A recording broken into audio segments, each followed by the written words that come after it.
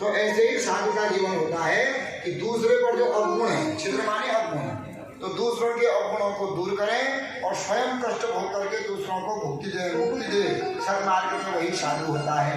तो महाराज साधु के 5 गुण बताते हैं। पहला गुण होता है तितिक्षमा, कर्तुम इच्छा। जो मनुष्य जो है पार होना चाहता है, अब हम नदी पार कर रहे हैं तो कहीं बाढ़ आई हुई है, हमको पार जरूरी जाना है, कोई तैराक है तो वो कहेगा मैं तुमको पार करवाता हूँ, तो तैराक के साथ हम लोग चले जाएंगे तो वो हमको कुछ नहीं करना पड़ेगा, उसके सहयोग से हम लोग क्या हो जाएंगे, पार हो जाएंगे।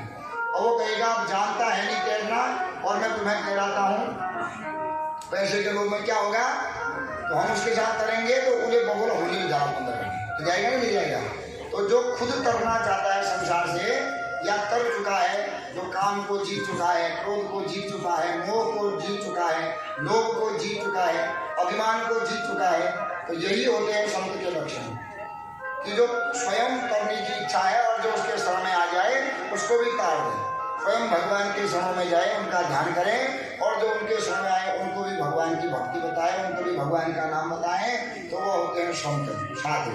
दूसरा तितिक्षमा, कारुणिक हो, करुणा से होना चाहिए, यानी कि अहंकार है मैं ऐसा हूँ, मैं ज्ञानी हूँ, साधु हूँ, तो अहंकार नहीं होना चाहिए। अहंकार चाहे साधु में हो, ब्राह्मण में हो, किसी में भी हो, तो अहंकार के द्वारा सबका पतन हो जाता है।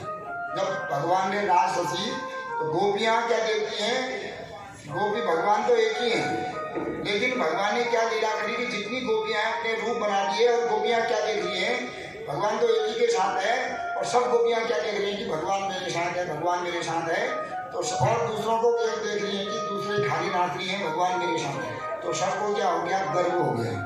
तो भगवान का एक नाम है गर्वाहारी महाप्रभु। तो जब सबको गर्व हुआ तो भगवान राधा को लेकर के वहाँ से चले गए और अपनी जब छटा दूर करी तब तड़पने लगी कि हमको गर्व हो गया था। राधा जी को आगे ले गए तो उनको भी गर्व हो गया, कहते हैं इसका मतलब ये भगवान कृष्ण मुझे ही ज़्यादा अच्छा मानते हैं। तो कहने लगी थोड़ा आगे जाकर के कि मुझे गोदी में पकड़ो, मैं अब चल नहीं पाऊंगी। भगवान गोदी में पकड़ के थोड़े आगे गए तो राधा को फेंक दिया जमीन पर, अंतर ध्यान हो गया। तब गोपियों ने रो रो करके जब भगवान को पुकारा, जब उनका अभिमान आंसुओं के द्वारा बाहर आ गया, तब भगवत की प्राप्ति होती है। तो भगवान जब हम भगवान को अगर मानना चाहते हैं, भगवान का नाम स्मरण करना चाहते हैं, तो क्या है, पहले गर्व अहंकार छोड़ो। चाहे कोई ज्ञानी है तो ज्ञान का अहंकार छोड़ो कि मुझे ज्ञानी हूँ, ज्ञान के द्वारा अभिमान आ गया तो मनुष्य का पतन हो जाता है। कोई धनवान है तो वो धन का अभिमान है, तो लक्ष्मी तो चंचल है, एक जगह टिकती नहीं है, आज एक तुम्हारे पास है, कल को दूसरे के पास, परसों को तीसरे के पास, तो ऐसी चलने वाली लक्ष्मी बहुत अच्छा घमंड करते हो। और ये शरीर क्या है, अनित्य है, कल नहीं था, कल को नहीं होगा, तो ऐसे शरीर का क्या भरोसा, तो अभिमान किसका करना।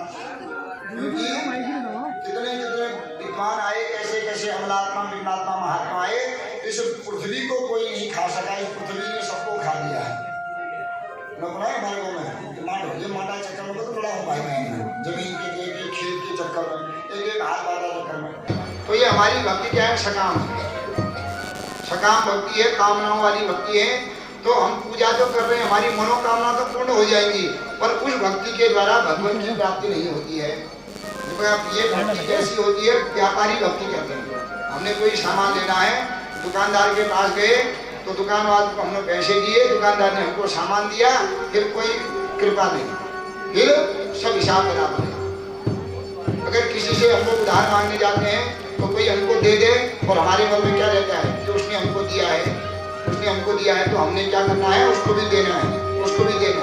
तो जो मनुष्य अगर मांगता है भगवान से, ऐसी वाली कर्म वाली भक्ति करता है, मनोकामना तो पूर्ण हो जाती है, पर भगवत की प्राप्ति नहीं होती।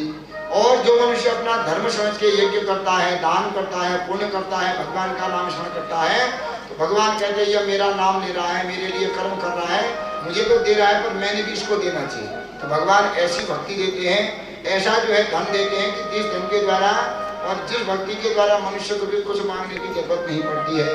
तो यह कब ज्ञान प्राप्त होता है, जब मनुष्य साधुओं के संग में जाता है, क्योंकि संतों का जो संग है वो बड़ा दुर्लभ होता है।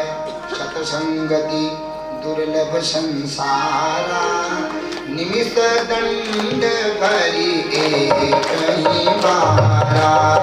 सतसंगति दुर्लभ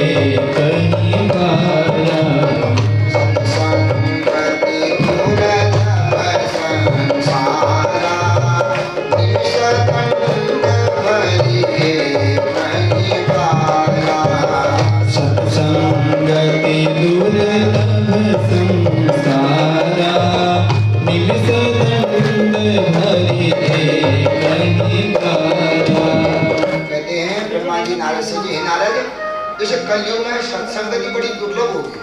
कुसंग तो घर घर में मिलेगा, गांव गांव में मिलेगा, सर्वत्र मिलेगा, पर जो यह सत्संग है, यह सत्संग बड़ा दुर्लभ होता है इस कलयुग में। बजा घंटी, हाँ एक घंटी ले हो जाएगी, चल रहा डिस्टर्ब हो रहा है, घंटी ले भगवान सुनी नहीं जाना। तो कहते हैं कि इस कलयुग में कुसंग तो बहुत होगा, पर सत्संग बड़ा दुर्लभ होगा। साधुओं का संग तो बड़ा, असाधु माने पापी लोग तो, पाखंडी लोग तो घर घर में मिल जाएंगे, गली गली में मिल जाएंगे, पर साधुओं का दर्शन बड़ा दुर्लभ होगा और यह सत्संग बड़ा दुर्लभ होगा। तो महाराज सत्संग कब प्राप्त होगा? क्योंकि साधु संत लोग तो सत्संग ही करते हैं, वेद पुराण सत्संग ही है। तो कहते हैं भाग्योदयेन बहुजन्म समर्जितेन सत्संगमं च लभते पुरुषो तदा वै। सत्संग तो होता है, पर जब अनेक जन्म के, बहुजन्म अनेक जन्मों के जब हमारे कोने जमा होते हैं, हमारा भाग्योदय होता है, तब यह सत्संग मिलता है। तब मंदिर जाने को, भगवान की पूजा करने को, उनका नाम लेने को और कहीं कथा सुनने को मिलती है। तो अगर सबको भी कथा मिल जाए, सभी मंदिर चले जाएं, तो उनका पाप नष्ट हो जाएगा और सभी निष्पाप हो जाएंगे, तो सब पृथ्वी पर क्या हो जाएगा? धर्म अधर्म होगा ही नहीं।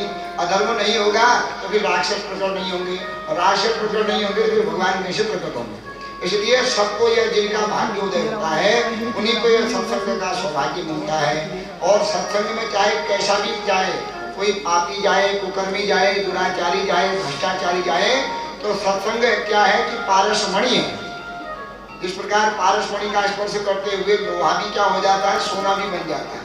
तो ऐसा ही अपूजनीय व्यक्ति, कितना भी पापी भी अगर भाग्योदय के द्वारा सत्संग में जाता है, तो सत्संग के द्वारा एक निमिष, निमिष कहते हैं मिनट को, तो एक मिनट के सत्संग के भी अगर उसकी बुद्धि में ध्यान से सुनता है, तो न जाने किस शब्द पर उसकी बुद्धि पलट जाए, किस शब्द से उसका भाग्य पलट जाए और कहाँ पर उसको विश्वास मिल जाए। क्योंकि भगवान शंकर कौन है? वो विश्वास है, और भगवती पार्वती श्रद्धा स्वरूपिणी है।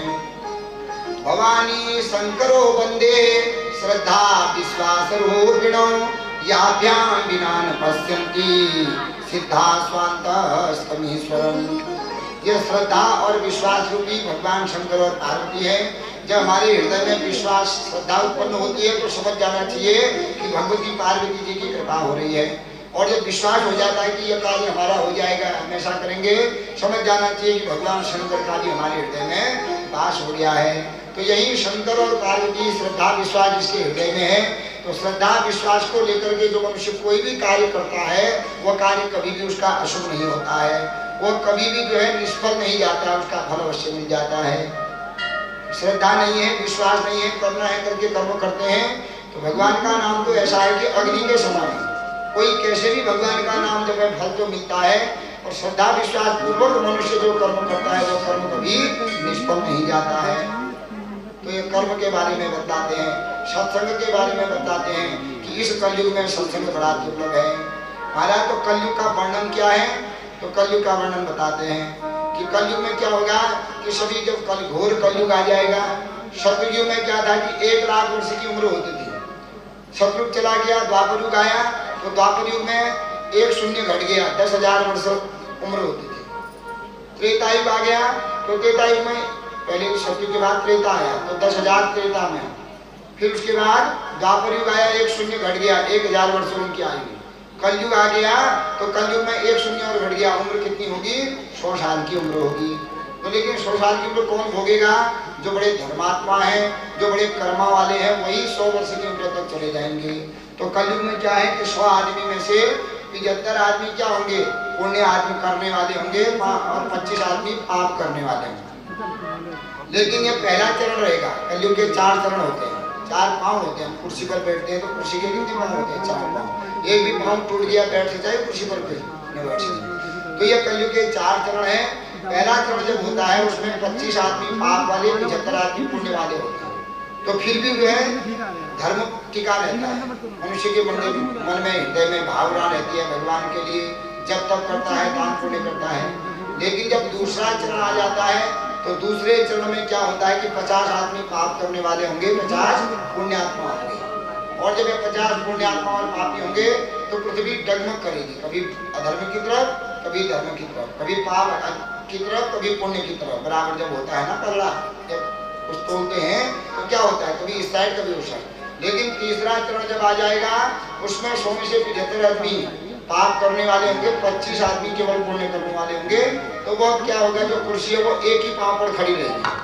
जो 25 आदमी है वो 1/3 है, तो एक भाग है, तो एक भाग पर ही क्या है, धर्म रहेगा। लेकिन जब चौथा चरण आ जाएगा तो वह कोई भी धर्म करने वाला नहीं होगा, कोई भी कर्म नहीं करेगा, सब बैठे बैठे, कोई दान नहीं करेगा, पढ़ना लिखना नहीं चाहेगा, पर अवसर बनना सभी चाहेंगे। गोर पालन क्यों नहीं चाहेंगे, दूध दे खूब सारा देंगे, खेती करना नहीं चाहेगा, अन्न खूब चाहेगा। घर में क्या होगा, कोई माता पिता की कोई बात नहीं मानेगा, कोई भी स्त्री सास की, ससुर की, पति की बात नहीं मानेगी, अपनी कुल और परंपरा के अनुसार नहीं चलेगी, जो मन में विचार आ गया वही करेंगे। तो सर्वत्र जब अधर्म होगा तो अधर्म में क्या होगा, तो ऐसे अधर्म जब होते रहेगा तो मनुष्य की उम्र भी कम हो जाएगी। तो घोर कलयुग जब आएगा उम्र कितनी होगी, तो कहते हैं 10 वर्ष की उनकी उम्र होगी, 1 शून्य और घट जाएगा, और 2-2.5 साल में विवाह हो जाएगा, 50 साल में बूढ़े हो जाएंगे, जिस प्रकार अभी 100 साल पूर्ण आयु है। घोर कलयुग जब आएगा उसमें 10 साल की पूर्ण आयु होगी, और पालने का जरूरत नहीं, गाय का बछड़ा उत्पन्न होता है और बच्चा जमीन में होते ही चलने लग जाता है, सांप के बच्चे जिस प्रकार जन्म होते ही रहने लग जाते हैं, इसी प्रकार न कोई उसका माँ होगा, न कोई पिता जन्म लेते ही चल जाएगा, न कोई माँ होगी, न कोई पिता होगा, न कोई भाई होगा, जहाँ पर पसंद आ जाए वो जो है विवाह कर लेगा। बकरियों की जैसी गति हो जाएगी, बकरी जब होता है ना तो उसके लिए कोई माँ नहीं, कोई बाप नहीं, कोई कुछ नहीं, तो क्या होगा, सर्वत्र जब अधर्म होगा मनुष्य पापी हो जाएगा, धर्म करेगा ही नहीं, सर्वत्र पाप ही पाप रहेगा। तो ब्राह्मण क्या होंगे कलयुग में, धर्म से हीन हो जाएंगे, न ब्राह्मण जनेऊ धारण करेंगे, न गायत्री का जप करेंगे, न वो मंदिरों में जाएंगे, न तीर्थ यात्रा जाएंगे, न गायत्री का पुष्कर करेंगे, न खुद यज्ञ करेंगे। तो क्या होंगे कि अपना कुछ नहीं करेंगे पर दूसरों का ही जो है बताएंगे कि ऐसा करो, ऐसा करो, ऐसा करो, जिसके कारण क्या है, लेंगे तो सब जगह से, और दान नहीं करेंगे तो उन लेने के कारण उनका भी पतन हो जाएगा, बुद्धि भ्रष्ट हो जाएगी। और सर्वभक्षा द्विजावृत्यै धृत विद्या तपोवृताः विचरन्ति रामासो याचका विचरन्ति। तो क्या होंगे, कितने भी विद्वान क्यों न हो, सब जगह से पैसा लाएंगे पर अपने द्वारा कोई न दान करेंगे, न पुण्य करेंगे, न कभी यज्ञ आदि करेंगे, जिसके द्वारा क्या होंगे कि उनकी विद्या धरी की धरी रह जाएगी, वो फलदायी नहीं होगी। क्षत्रिय लोग पृथ्वी पर अत्याचार करेंगे, व्यापारी लोग जो सभी को लूटने वाले हो जाएंगे, और शूद्र लोग अपना धर्म छोड़ करके दूसरों का धर्म अपना लेंगे। तो ब्राह्मण क्या करेंगे, ब्राह्मण का जन्म हो जाएगा शूद्र की तरह, दूसरों की गुलामी करने में लग जाएगा, जहाँ जैसा मिल जाए वहाँ खाने में लगेगा, जो नहीं करना है वो कर्म करेंगे, जनेऊ पहनना छोड़ देंगे, गायत्री मंत्र जप करना छोड़ देंगे। तो यह घोर कलयुग की पहचान है। जब मनुष्य अपने धर्म को छोड़ करके दूसरे के धर्म को अपना लेगा तो उस समय क्या होगा, घोर कलयुग आ जाएगा। और जब घोर कलयुग आ जाएगा तो क्या होगा कि ब्राह्मण जब करना तब करना छोड़ देगा। तो कौन करेगा, मंदिर के पुजारी भी शूद्र बन जाएंगे। शूद्र करही व्रत जप तपनाना, शूद्र करही व्रत जप तपनाना, शूद्र करही व्रत जप तपनाना, शूद्र करही जप व्रत तपनाना, बैठी बखासन करही पुराना, बैठी बखासन करही पुराना, शूद्र करही व्रत जप तपनाना, बैठी बखासन करही पुराना, शूद्र करही व्रत जप तपनाना, बैठी बखासन करही पुराना। ब्राह्मण क्षत्रिय वैश्य अपना सब धर्म छोड़ देंगे, मंदिर नहीं जाएंगे, जप नहीं करेंगे, तप नहीं करेंगे। तो कौन करेगा, शूद्र व्रत करने वाले हो जाएंगे, जप करने वाले हो जाएंगे, जो देवताओं पर जल चढ़ाएंगे, देवताओं की पूजा करेंगे। और यहाँ तक कि बैठी बखासन कहा ये पुराना, बकरा व्यास के स्थान पर बैठ करके दूसरों को ज्ञान देने वाले हो जाएंगे, शूद्र होकर के ब्राह्मणों को क्षत्रियों को ज्ञान देने वाले हो जाएंगे। तो समझ जाना चाहिए जब अपने धर्म से भटक जाएंगे तो घोर अधर्म कलयुग आ गया है। तो ऐसे कलयुग में सब अकाल मृत्यु वाले होंगे, सभी मनुष्य अशांत रहेंगे, जन्म से ही सभी दुखित रहेंगे। तो महाराज कलयुग के पार करने का उपाय क्या है? कलयुग में भगवान की प्राप्ति कैसे होगी? तब कहते हैं वही कलयुग में बचे रहेंगे जो भगवान के नाम का आश्रय लेंगे, जो जल का दान करेंगे, क्योंकि जल दान बड़ा महत्व बताया गया है। जो मनुष्य जल का दान करेंगे, जो मनुष्य मार्ग रास्ता देंगे चलने के लिए ना, चल तो बंद कर देना, बाढ़ आ देना, तो जो यहाँ बाढ़ आ जाए तो मर जाता वहाँ फिर बाढ़ आ देना यमराज। भगवान के दूध भी अगर ले जाते हैं तो यमराज के दूध पीछे में बाढ़ आ देना। तो इसलिए जो गोचर भूमि है वहाँ बाढ़ डाल दिया है, जहाँ से मनुष्य जाते थे वहाँ बाढ़ डाल दिया है, चलने वाली जगह बंद कर दी है, तो इसको भी हम नहीं जाने देंगे। तो उसको भी वहाँ बड़ा कष्ट होता है। तो यहाँ अन्नदान नहीं, दूसरे अन्नदान नहीं देता है तो उसको मार्ग में कुछ अन्न इत्यादि नहीं मिलता है। जो यहाँ गौदान नहीं करता है उस मनुष्य के क्या होता है कि बेतरनी नाम की जो नदी है उस नदी में वो गिरता है। जो भूमिदान करता है उसको वहां भी सुख मिलता है। तो ये दानों का महत्व बताते हैं करके कि कलयुग में जप करोगे तो जप में मंत्र की गलती होगी, ध्यान नहीं है। हम जप कर रहे हैं, जप रहे हैं, मंदिर में बैठ गए, मान में दूध रखे रहे हैं तो ध्यान का हो, खाली नमः शिवाय को ध्यान का था हमारे दूध में, तो उस मंत्र का फल नहीं मिलता है। तो इसलिए कलयुग में ध्यान नहीं होगा हमारे पास। ध्यान कब होता है? जब मन तन और इंद्रियां एक हो जाती हैं तब जो है ध्यान होता है। तो मन भटकता है, मन जो नमः शिवाय कह रहे हैं, मन कहीं दूसरी जगह गया हुआ है, आंखों के द्वारा किसी की दूसरे को देख रहे हैं, जप कर रहे हैं भगवान का, पूजा कर रहे हैं भगवान की, तो वो फल नहीं मिलता है। इसलिए जप में अगर ध्यान भटक गया तो अब तो उसका फल नहीं मिलता है। तब माने जो तपस्वी लोग होते हैं, बड़े अमलात्मा होते हैं, वो भी अपने ओंकार का ध्यान करके भगवान को प्राप्त करते हैं, पर वो भी विचलित हो जाते हैं, यज्ञ इत्यादि कर रहे हैं तो उनमें भी गलती हो जाती है। तो कलयुग में कहते हैं कि केवल एक ही आधार है। वो आधार क्या है? भगवान का अगर भवसागर पार होना चाहते हो, भगवान के शरण में जाना चाहते हो तो एक ही आधार है। वो आधार क्या है? कलयुग केवल नाम आधारा, सुमिर सुमिर कलयुग केवल नाम आधारा, सुमिर सुमिर नर उतरहि पारा। कलयुग केवल नाम आधारा, सुमिर सुमिर नर उतरहि पारा। कलयुग केवल नाम आधारा, सुमिर सुमिर नर उतरहि पारा। कलयुग में दो ही काम आते हैं, एक भगवान का नाम लेते रहो, दान देते रहो। क्योंकि सत्युग में सत्यता के द्वारा मन भगवान का ध्यान करके मन भगवत की प्राप्ति हो जाती थी, और त्रेता युग में यज्ञ करके भगवत की प्राप्ति हो जाती थी। द्वापर युग में शुद्धता के द्वारा शुद्ध आत्मा पर रहता था तो भगवान की प्राप्ति हो जाती थी।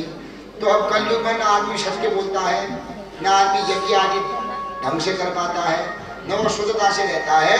तो दान में कम कलयुगे, कलयुग को अगर पार करना चाहते हो, भगवत के मार्ग पर जाना चाहते हो तो देना मुट्ठी दान की और लेना भगवत नाम। दान देते रहो यथाशक्ति, दान की कोई सीमा नहीं होती। 1 रुपया भी करो, 10 रुपया भी करो, जो है दान करो। अन्न का दान करो, जल का दान करो, जमीन को चलने के लिए दान कर दो। तो जो मनुष्य यहाँ दान करते जाता है तो वह मनुष्य के पग पग पर, हमने जमीन दान दे दी किसी को जाने के लिए, तो जितने लोग जहाँ वहाँ से तीर्थ जाएंगे, हमारी जमीन से चल कर जाएंगे तो हमको भी तीर्थ का लाभ मिलेगा। कोई पुण्य कर्म करने जा रहा है वहाँ से, तो वो पुण्य कर्म करेगा तो हमारे घर से जा रहा है, हमारे मार्ग से, तो उसका 10 जो है प्रतिशत हमें भी मिलेगा, दशांश फल हमें भी मिलेगा। तो इसलिए कलयुग में कहते हैं कि क्या होगा कि इस जमीन को कोई नहीं भोग पाएगा, बड़े अकाल मृत्यु वाले हो जाएंगे, और जो बाप दादाओं की धरोहर है उस पर अपना समझेंगे। जो पिताजी लोग, दादाजी लोग मंदिर के लिए जमीन दान दे करके गए हैं, उन्होंने तो दान दे दिया, और उनके नाती बोधो जो अधर्मी होंगे क्या कहेंगे? आज मैं कबूल कर रहा था दान, फिर जो बनून में भूख जनी दिनों क्या बनून मंदिर वो और तक कर गया पुण्य कर गए, लेकिन वो क्या समझता है उसमें अपना अधिकार समझ देता है। तो ये क्या है उसका पतन का कारण होता है कि जब दे दिया दान दी हुई वस्तु पर जो अपना अधिकार समझता है उसका दान व्यर्थ चला जाता है। कन्या का दान करते हैं ना हम लोग, दान कर दिया, दान करने के बाद अगर फिर भी उस कन्या पर आप अपना अधिकार समझते हो तो समझ जाओ कि आपका वो दान मुक्ति देने वाला नहीं होता। दान कर दिया तो दान को जिसको दे दिया वो चीज उसकी होती है, हमारी नहीं होती है। तो ये दान देने के बाद जो मनुष्य बखान करेगा उसके दान का फल भ्रष्ट हो जाता है। तब कहते हैं तस्या विजृंभते सदा विप्राश चतुर्वर्ग फलप्रद कली कलमश विध्वंसी यस्मिन् शिवय सहपरा। जो इस घोर कलयुग में जो भगवान शंकर के शरण में चला जाता है तो भगवान के अपने त्रिशूल के द्वारा, जो भगवान का अस्त्र है त्रिशूल, उसमें 3 शूल होते हैं। तो वो क्या करते हैं, पहले हमारे जो पहला जो उसमें 3 होते हैं ना, पहले के द्वारा हमारे भूतकाल में जो पाप किए उसका नाश हो जाता है, दूसरे के द्वारा जो हम अभी कर रहे हैं पाप वो नाश हो जाता है, और तीसरे के द्वारा जो हम आगे भी पाप करने वाले होते हैं तो वो सब पाप त्रिताप निवारण कर देता है मनुष्य को। यावत् शिव पुराणमी नोदिश्यति जगत्यो तावत् सर्वाणि तीर्थानि शास्त्राणि विविधन्ते। जब मनुष्य अगर एक बार भी आद्योपांत पूर्व से लेकर अंतिम तक श्री शिव पुराण की कथा को सुनता है तो इस संसार में जितने भी तीर्थ हैं, जितने भी शिवालय हैं, वहाँ पूजन करने का, उनका दर्शन करने का, तीर्थों में स्नान करने का जो फल प्राप्त होता है वही फल इस कलयुग में शिव पुराण को सुनने मात्र से प्राप्त हो जाता है। जो मनुष्य रोज नहीं सुन पाया तो एक दिन भी जिसने विधि पूर्वक यह कथा सुनी तो उसको भी जो 12 ज्योतिर्लिंग हैं, पृथ्वी की परिक्रमा करने का जो फल प्राप्त होता है, सभी देवताओं को पूजन करने का जो फल प्राप्त होता है, वही फल केवल शिव महापुराण की एक दिन की कथा से सुनने से हो जाता है। तो कहते हैं जो मनुष्य विधि पूर्वक शिव पुराण की कथा को सुनता है उसके पूर्व जन्म के जो हमारे जमा पाप है वो पाप नष्ट हो जाते हैं। हमारे नरक में गए हुए पितर भी हम लोग कथा सुनते हैं तो हमारे कान में पितरों का वास होता है, दाहिने कान में देवताओं का और बाएं कान में पितरों का। देवता और गंगा कहाँ रहते हैं, दाएं कान में, इसलिए जनेऊ दाएं कान में लपेटते हैं। क्यों, यहाँ पवित्र स्थान माना जाता है। जल नहीं है कहीं मार्ग में क्या करें, अगर मूत्र विसर्जन कर दिया, जल नहीं है तो कान का स्पर्श करने से ही मनुष्य शुद्ध हो जाता है, गंगा का वास कहते हैं। बाएं कान में पितरों का वास है।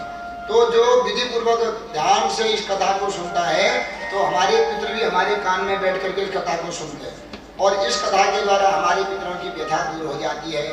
हमारे पितर नरक में गए हो जो पितर हैं, इन कथाओं के द्वारा उन पितरों की भी सद्गति हो जाती है, वैकुंठ की प्राप्ति हो जाती है। और जो मनुष्य अपने धर्म समझ करके, मनुष्य का धर्म मात्र है कि जिस प्रकार देवताओं के लिए यज्ञ करें, पितरों का श्राद्ध करता है, तो उसी का तीसरा ऋण होता है ऋषि ऋण।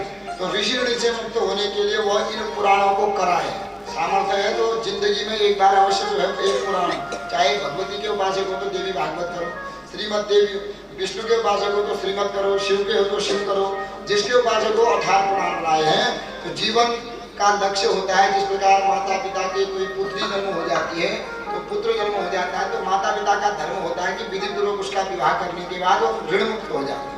तो ऐसे ही जिन ऋषियों ने गिरी गुफाओं में रह करके हमारे निमित्त तो अपने शरीर को कष्ट दे करके शास्त्र लिखे हैं, तो मानव मात्र का धर्म होता है कि एक बार अपनी जिंदगी में इन पुराणों को करें। अगर कर नहीं सकता है, सामर्थ्य नहीं है, मन नहीं है, तब नहीं है तो क्या करें, जहाँ पर कथा हो रही है वहाँ पर कुछ सहयोग कर दे, अंशदान कर दे, कोई जल का दान करे, कोई अन्न का दान कर दे, कुछ नहीं है तो अपनी सेवा कर दे, जो आ रहे हैं उनके बैठने की व्यवस्था कर दे, झाड़ू लगा दे, उनका जूठन उठा दे, तो उसमें भी जो अपना भाग देता है। और ऐसा भी नहीं कर सकता है तो क्या करे, इस कथा को केवल सुन ले, तो सुनने मात्र से, उसमें दान देने मात्र से, सहयोग करने मात्र से ही जो कथाओं को करने का फल होता है वही फल केवल इसमें सहयोग करने से हो जाता है।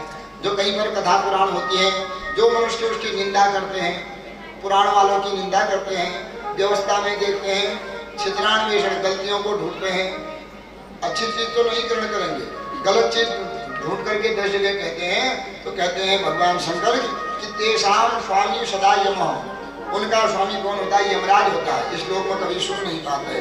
जो मेरी कथाओं को सुन करके प्रसन्न नहीं होता है, जहाँ पर कोई भागवत लगी वहाँ पर कोई जाना नहीं चाहता है, कोई काम के कारण नहीं जा सकता है। पहले तो जब उसका भाग्योदय होता है वही ऐसी जगह में आ सकता है, चाहे वो ब्राह्मण हो, कोई क्षत्रिय हो, कोई वैश्य हो, शूद्र हो, सभी ऐसी जगह नहीं जा सकते हैं। जिनका भाग्योदय हुआ हो, जिनको भगवान बुलाना चाहते हो, वही मनुष्य ऐसी जगह आ सकते हैं। जो जिनको भगवान भगाना चाहते हो मंदिर में भी आ जाएंगे तो मंदिर से भाग जाएंगे घर को, वहाँ नहीं रह पाते ऐसे। तो ऐसा ही होता है, जिसका पुण्य उदय होता है वही ऐसे स्थान पर आ जाता है। लेकिन ऐसी जगह की जो निंदा करता है, वहाँ पर गलतियाँ ढूंढता है, उनका क्या है, जीती जी अवस्था में वो सदा दुख पाते हैं और मरने के बाद उनका स्वामी सदा यमराज होता है। यावत् सर्वे सिद्धांता विबंधन्ते महीतले तावत् शिव प्राणी मीनोदेशति महीतले अस्य सेव प्राणस्य कीर्तन श्रवणात् द्विजा फलं वक्तुं न शक्नोमि कार्ष्यत्नेन मुनिषत्तमाः। तब कहते हैं कि इस शिव पुराण की महिमा इतनी है कि आपने श्रवण किया कि चंचुला ब्राह्मणी होकर के, विधवा होकर के वैश्याव्रत हो गई और तीर्थ यात्रा जबरदस्ती भाई लोग ले गए कि ये पापिनी है, कम से कम तीर्थ नहलाते हैं तो इसको शुद्धता हो जाएगी। वहाँ गई, कुंभ लगा है, भाई लोग सब हो गए, शिव पुराण की खाली कथा सुनी तो उन्हें 5 मिनट की कथा सुनने से बुद्धि परिवर्तन हो गया, सब पाप नष्ट हो गया। उसी तीर्थ पर रोज स्नान करने लगी, कथा सुनने लगी, बुखार आया, 10वें दिन पारायण के दिन मर गई। मर करके क्या हो गया, शंकर जी के दिव्य धाम चले गई और पार्वती जी की सखी बन गई, मित्र बन गई। तो ये शिव पुराण की ऐसी महत्वता है कि चाहे कोई कितना कुकर्मी हो, कुसंगी हो, कुबुद्धि हो, कुदास हो, कामी हो, क्रोधी हो, लोभी हो, ऐसा मनुष्य भी बिना श्रद्धा से, अनायास, बिना प्रयास के ही अगर ये कथा सुन लेता है तो इस कथा के प्रभाव के द्वारा उसके सभी पाप नष्ट हो जाते हैं और इस लोक में शुभ होकर के अंतिम में वह भगवान शिव के दिव्य लोक का चला जाता है। एतत् शिव पुराणं यो नमस्कुर्यात् तदूरतः सर्वदेवार्चन फलं स प्राप्नोति न संशयः। दूर से ही जो मनुष्य इस शिव पुराण को प्रणाम कर देता है। पुस्तक क्या है? यह पुस्तक है भगवान शंकर की शब्द रूपी मूर्ति है। भगवान शंकर ने विचार किया कि इस पृथ्वी पर 8 प्रकार की मूर्तियां होती हैं।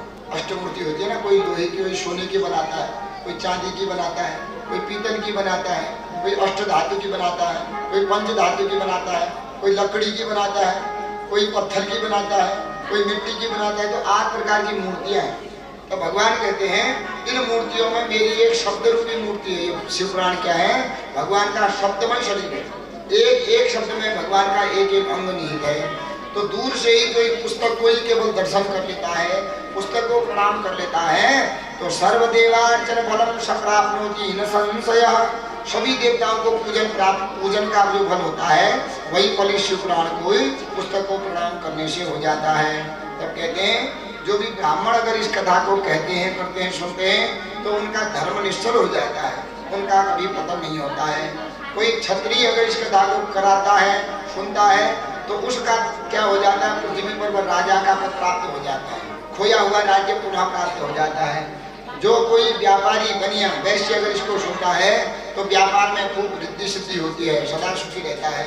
जो शूद्र अगर इसको सुनता है तो उसका जो जन्म का दोष है वो दोष दूर होकर के दूसरे जन्म में वो उच्च कुल में जन्म लेता है और भगवान शिव का भक्त होता है। तो जो मनुष्य जिस किसी कामना से, जिस किसी भाव से इस ऐसी जगह जहाँ कथाएं लगी है वहाँ जाता है, तो जो मनुष्य जैसे भाव से जाता है यम यम चिंतयते कामम तम तब प्राप्नोति निश्चितम, उसकी निश्चित भगवान उसकी मनोकामना पूर्ण कर देते हैं। क्योंकि कलयुग में भगवान शंकर, गणेश जी, कालिका मैया ही ऐसे देवता हैं जो प्रत्यक्ष फल देने वाले हैं। भगवान शंकर का नाम आशुतोष है। आशु माने शीघ्र, तोष माने तुष्य। एक दिन की पूजा करने से प्रसन्न हो जाते हैं। तो ऐसे शंकर की शरण में जो जाता है, जो उनका नाम सुना करता है, उस मनुष्य के सभी पाप ताप संताप नष्ट हो जाते हैं। बोलिए शंकर भगवान की, बोलिए शिव महापुराण की। तो इस प्रकार नारद जी को जो है ब्रह्मा जी ने कथा सुनाई। संपूर्ण कथा सुना के ब्रह्मा जी कहते हैं कि हे नारद, मैंने तुमको अब यह शिव जी का जो संपूर्ण कथा है वो सुना दी है। इसी कथा को नंदीश्वर जी शरद कुमारों को सुना रहे थे तो शरद कुमारों ने नंदीश्वर को प्रणाम किया और चले गए। नैमिषारण्य के तीर्थ में शौनकादि ऋषियों को सूत जी सुना रहे हैं। तब सूत जी कहते हैं कि आज मैंने भगवान शंकर के जन्म से लेकर के उनके कर्म, उनके पूजन का फल आपको बता दिया है। हे ऋषियों, अब समय हो गया है, अब मैं चलता हूँ। तो सब ऋषियों ने सूत जी महाराज का प्रणाम किया। हे महाराज, आज आपने भगवान शंकर की ऐसी सुंदर कथा सुनाई जिसके द्वारा हमारे मन में जो संशय था, जो भेद दृष्टि थी देवताओं में, वो भेद दृष्टि दूर हो गई है।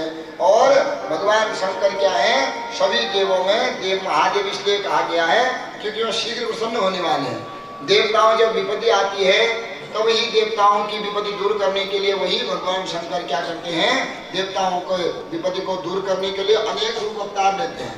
अपने अंश के द्वारा जो है स्वामी कार्तिकेय का उत्पन्न करते हैं, संस्कृति मुख का उत्पन्न कराते हैं, अपने वीरभद्र को उत्पन्न कराते हैं। जब अधर्म हो जाता है तो अपने गणों के द्वारा धर्म का नाश करते हैं, पुनः धर्म की स्थापना करते हैं।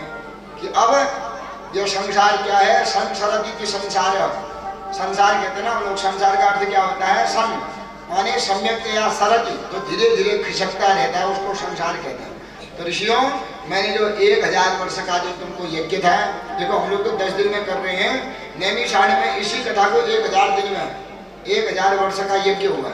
सहस्त्रम सहस्त्र लोक आया, सहस्त्र माने सहस्त्र 1000 दिन का यह ज्ञान यज्ञ हुआ। क्योंकि वहाँ उम्र कितनी थी, 10,000 वर्ष की उम्र थी।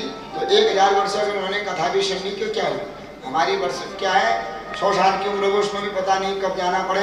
तो हमारे लिए कलयुग में क्या है, सत्युग के लाख वर्ष के बराबर माना गया है। तो इसलिए कलयुग में एक घड़ी भी अगर कोई मनुष्य कथा को सुनता है तो कथा के द्वारा ही मनुष्य की व्यथा मिट जाती है, भगवत की प्राप्ति हो जाती है, सभी हमारे संशय दूर हो जाते हैं। अब मैं यह संसार है ऋषियों, संसार जो धीरे धीरे खिसकता रहता है उसे संसार कहते हैं। जो कल हमारे पास नहीं थी, धीरे धीरे संसार खिसकता रहा, तो कल आज हमारे पास आ गई, संसार बढ़ता रहा तो कल और हमसे चली जाएगी। जो कल नहीं थी वो कल नहीं होगी। तो इसलिए यह संसार है, संसार में क्या करना है कि प्रेम भाव से रहना चाहिए। प्रेम मनुष्य भगवान तो सर्वत्र है, पर जहाँ पर प्रेम होता है वहीं पर भगवान प्रकट हो जाते हैं। जिस घर में मनुष्य प्रेम पूर्वक रहते हैं वो घर चाहे कैसा भी अगर निर्धनी का घर है, कैसे भी कुकर्मी का घर है, प्रेम अगर उस घर में है तो प्रेम के द्वारा ही प्रेम के प्रकट हो ही में जाना, भगवान प्रेम से ही उस घर में प्रकट हो जाते हैं। घर में खूब धन है, खूब यश है, सब कुछ बहुत है, पर प्रेम नहीं है, तो जहाँ प्रेम नहीं होता वहाँ भगवान का कभी वास नहीं रहता है। ऋषियों, यह संसार क्या है, 2 दिन का है। 4 दिन है 25,7300। तो 4 दिन में कोई मनुष्य लड़ाई करके जाता सब है, कोई मनुष्य प्रेम से सबसे बोलता है, मरता है, जाता है तो सभी की आंखों में आंसू आ जाते हैं कि कितना धर्मात्मा था, अच्छा था। पापी अगर मरता है तो मनुष्य कहते हैं बड़ा पापी था, बढ़िया हुआ, पृथ्वी का भार कम हो गया। इसलिए मनुष्य अपने कर्मों के द्वारा, अपनी वाणी के द्वारा पूजा जाता है। अपने ही कर्म, अपनी वाणी के द्वारा ही मनुष्य जो है क्या हो जाए, उसका पतन हो जाता है, सभी उससे बैर करते हैं। इसलिए संसार है, जिस समय मैं तुम्हारे साथ मिला तो तुमको खुशी हुई, अब मैं जा रहा हूँ तो तुम लोग क्या हो, ऋषि लोग बड़े भावुक हो गए, रोने लगे कि महाराज आपने इतनी सुंदर हमको कथा सुनाई है, अब आप जा रहे हैं, महाराज अब हम कैसे रहेंगे। तब कहते हैं कि संसार में मनुष्य अकेला ही आया हुआ है और अकेला ही जाएगा। 4 दिन की जिंदगी है, कोई माँ बन जाती है, कोई पिता बन गए, कोई भाई बन गए, कोई बंधु बन गए, कोई गुरु बन गए, कोई चेला बन गए, पर जाते समय मनुष्य अकेला ही जाता है, कोई किसी का साथ नहीं देता है। इसलिए ये संसार भी क्या है, 4 दिन की जिंदगी है। प्रेम पूर्वक संसार में रहना चाहिए। प्रेम के द्वारा ही भगवत की प्राप्ति होती है, प्रेम के द्वारा ही मनुष्य का जीवन व्यतीत हो जाता है, पता ही नहीं चलता। कहते हैं कि अगर कहीं सफर कर रहे हो तुम, यहाँ से टनकपुर जाना था तुम्हारे, तुम्हारे बगल सीट में कोई बड़ी आदमी बैठे हो तो बतकौन में टनकपुर को जिला पत्तों ने सब में बात कर, कोई भयंकर खटर आदमी बैठ गई तो इन लबड़े बजा रहे जान तक वो दगाड़ की समय मुश्किल काटना होता है। तो इसलिए पड़ोसी अगर अच्छा मिल गया तो दिन कब कट गया पता ही नहीं चलता। खराब पड़ोसी हो गए तो रात तक उनके घर में मुँह गया तय मुँह नहीं गया, आज में दिन बढ़िया होगा। तो इसलिए कहते हैं, और जीवन में क्या है कि अगर पति पत्नी अपना जोड़ा अच्छा मिल गया, प्रेम वाला मिल गया, तो जीवन कब कट गया पता नहीं चलता है। 3 चीजों का बड़ा महत्व होता है। दिन काटना है तो पहले सफर काटना है, तो अगर सफर का जो साथी है वो अच्छा है तो दिन सफर का पता नहीं चलता है। पड़ोसी अगर अच्छा है तो दिन कब कट गया पता नहीं चलता। जीवन साथी अगर अच्छा है तो जीवन कब कट गया पता नहीं चलता है। तो इसलिए प्रेम से ही मनुष्य ने रहना चाहिए। न कोई कुछ लेकर के आता है, न कोई कुछ लेकर के जाता है। सभी खाली हाथ के आए थे, मुट्ठी बांध के आए थे, और जब जाता है तो हाथ में खुल जाते हैं, हाथ पसारे जाता है। इसलिए हे ऋषियों, संसार में केवल भगवान का नाम, दिया हुआ दान, किया हुए कर्म ही मनुष्य के साथ चलते हैं। तो महाराज, ये शांति कहाँ मिलती है? शांति तो है ही नहीं। तब कहते हैं संतों के साथ में जाकर के शांति मिलती है। संसारी लोगों के साथ जाओगे तो क्या मिलेगी? अशांति मिलेगी। क्योंकि कोई लोभी है, कोई कामी है, कोई क्रोधी है, सभी प्रकार के जो अष्ट विकारों में घिसे हुए हैं। लेकिन अगर सत्संग में जाओगे, संतों के संग में जाओगे, तो संतों का जीवन देखोगे कि इनके खाने के लिए नहीं है, फिर भी संतुष्ट है। हम लोग को संतुष्ट रहते हैं ना। बीमार अगर तो हम हिले दुना बिस्तर में पड़ जुना 10 दिन, अगर हम 1 महीना भी बीमार रहे, फिर भी हमारी घर में सेवा करने वाले होते हैं, हमारे लिए पैसे भी होते हैं दवाई के लिए, और हम पढ़ के खा सकते हैं, पैसे होते हैं। लेकिन साधु संतों का सोचो, जो नित्य भिक्षा मांग करके खाते हैं, तो अगर वो 2 दिन भिक्षा में नहीं जा पाएंगे तो तीसरे दिन क्या खाएंगे? लेकिन साधु संतों को इसकी चिंता नहीं रहती। कल कैसे बीत गया उसका ध्यान नहीं करते, कल कैसे बीतेगा उसका ध्यान नहीं करते। क्यों? भक्ति में इतनी शक्ति है कि भक्ति के द्वारा भूत में क्या हो गया, भविष्य में क्या हो गया, उसका ध्यान नहीं। वो केवल वर्तमान पर जीते हैं। तब साधु संतों का न घर होता है, न उनके पास संचित पैसे होते हैं, फिर भी वो मग्न रहते हैं। तो यही मनुष्य ने संतों का संग करना चाहिए। क्योंकि संतों के अगर संग जाएगा तो संतों के संग के वो जान जाता है कि जो भाग्य में होगा वो मिल जाएगा, भाग्य में नहीं होगा तो हमको नहीं मिलेगा। इसलिए क्या करें? संतों का संग करो। क्योंकि जो सत्संग करता है, संतों की संगति में जाता है, उसका अगर बिगड़ा कार्य भी है तो बिगड़ा कार्य भी बन जाता है। और संसारी लोगों के साथ जाओगे, कुसंग में जाओगे तो बनने वाला काम भी बिगड़ जाता है। इसलिए ऋषियों क्या करो? सत्संग करो। संतन के संग लाग रे, तेरी अच्छी बनेगी।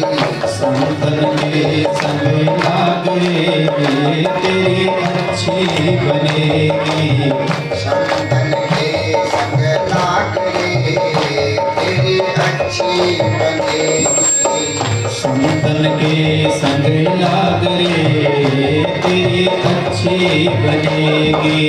अच्छी बनेगी तेरी बिगड़ी बनेगी। अच्छी बनेगी तेरी बिगड़ी बनेगी। अच्छी बनेगी तेरी बिगड़ी बनेगी। अच्छी बनेगी तेरी बिगड़ी बनेगी।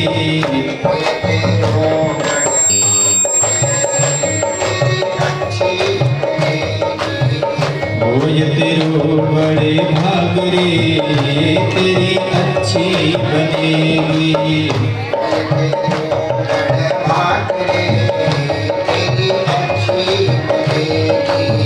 होय तेरो बड़े भाग रे, तेरी अच्छी बनेगी। संतन के संग लाग रे, तेरी अच्छी बनेगी। संतन के संग लाग रे, तेरी अच्छी बनेगी। द्रौपदी की बन गई, प्रहलाद जी की बन गई। द्रौपदी की बन गई, प्रहलाद जी की बन गई। द्रौपदी की बन गई, प्रहलाद जी की बन गई। द्रौपदी की बन गई, प्रहलाद जी की बन गई। हरि सुमिरन में लाग रे, तेरी अच्छी बनेगी। हरि सुमिरन में लाग रे, तेरी अच्छी बनेगी। संतन के संग लाग रे, तेरी अच्छी बनेगी। संतन के संग लाग रे, तेरी अच्छी बनेगी।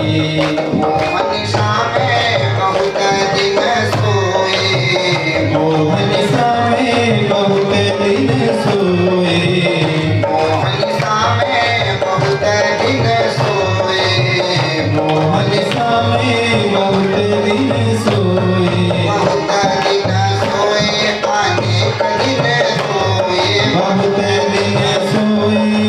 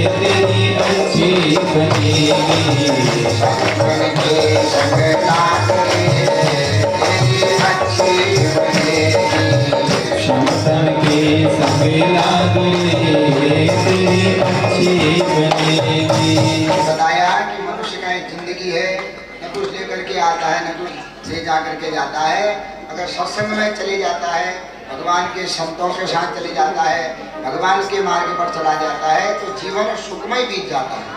माया के चक्कर में चले जाता है, काम क्रोधान में चला जाता है, तो एक एक दिन काटना बड़ा मुश्किल होता है। तो यही सत्संग का प्रभाव है।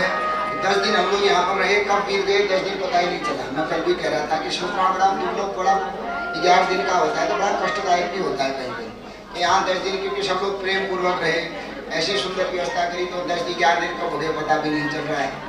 तो ये जिंदगी है, जिंदगी में क्या है, जो कल नहीं था वो आज है, जो आज है वो कल नहीं है। तो जो दिन हमारे साथ बीते यह दिन, अब जिंदगी में यह दिन दोबारा आए ना आए कोई नहीं जानता, संसार तो जो दिन बीते इतने प्रेम पूर्वक रहे हम लोग, तो अब जिंदगी में भगवान की इच्छा होगी तो फिर और मिल सकते हैं। तो भाग्य में नहीं मिला होगा तो नहीं मिलेंगे।